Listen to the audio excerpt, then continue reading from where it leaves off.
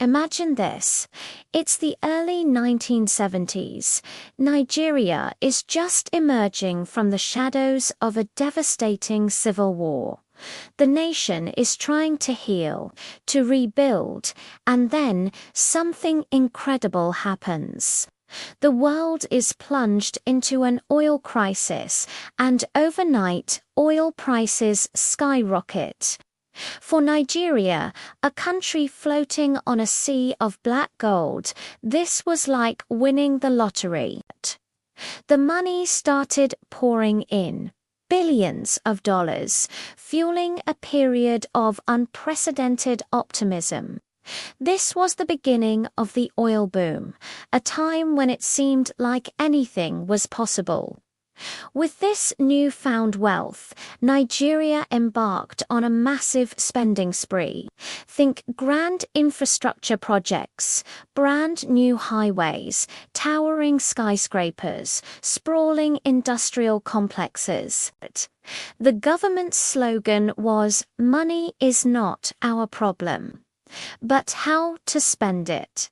Lagos was buzzing with energy, a symbol of a nation on the move.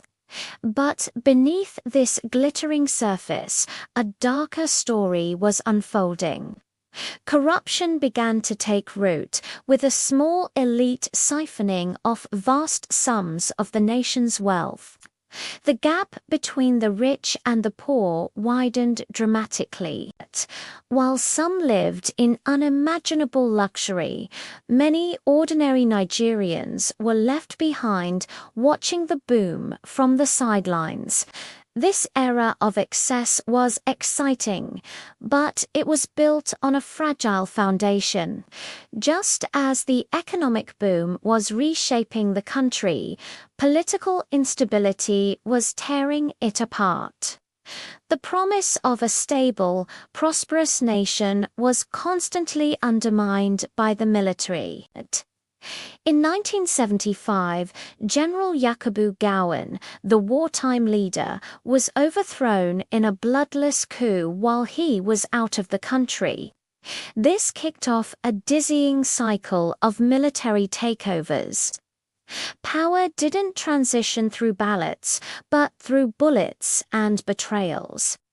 The late 70s and 80s became a blur of generals and decrees. Murtala Muhammad came in with a mission to fight corruption, but was assassinated just months later. His successor, Olusegun Obasanjo, did something remarkable. He voluntarily handed power back to a civilian government in 1979. But the military's shadow loomed large, and it wasn't long before they returned.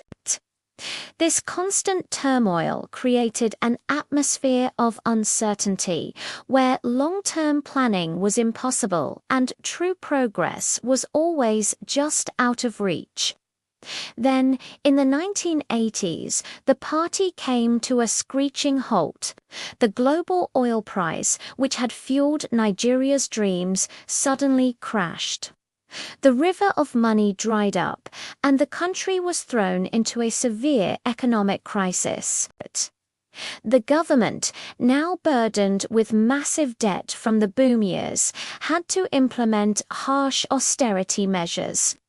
Subsidies were cut, jobs were lost, and the cost of living soared. For ordinary Nigerians, life became a daily struggle. This economic hardship fanned the flames of social unrest. Tensions between different ethnic and religious groups, which had been simmering under the surface, began to boil over. The dream of the 70s had turned into the nightmare of the 80s. The nation was grappling with the consequences of its dependency on oil and the deep-seated problems that the boom had masked. The political and economic turmoil of the 80s culminated in the 1990s. With the rise of one of the most infamous regimes in Nigeria's history, the rule of General Sani Abacha. After annulling what was considered Nigeria's fairest election in 1993, Abacha seized power and plunged the country into a dark period of repression. This wasn't just about political instability anymore. It was about outright tyranny.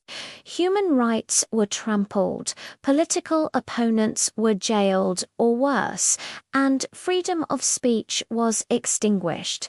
The nation's wealth was plundered on an industrial scale. For many, the Abacha years represent the absolute lowest point in Nigeria's post-independence history, a time when hope was almost completely lost.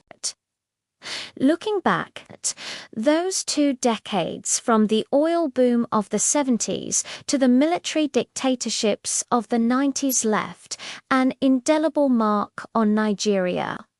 This period shaped the country's modern political and economic landscape in profound ways. It cemented a dependence on oil that the nation still struggles with today. It entrenched a culture of corruption and political instability that continues to challenge progress.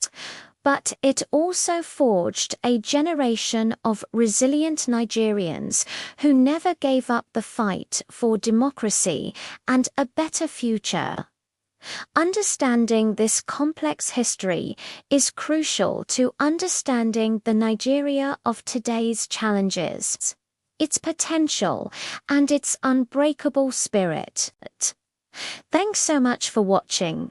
If you found this journey through Nigeria's history insightful, don't forget to hit that like button and subscribe to the channel for more stories like this. See you in the next one.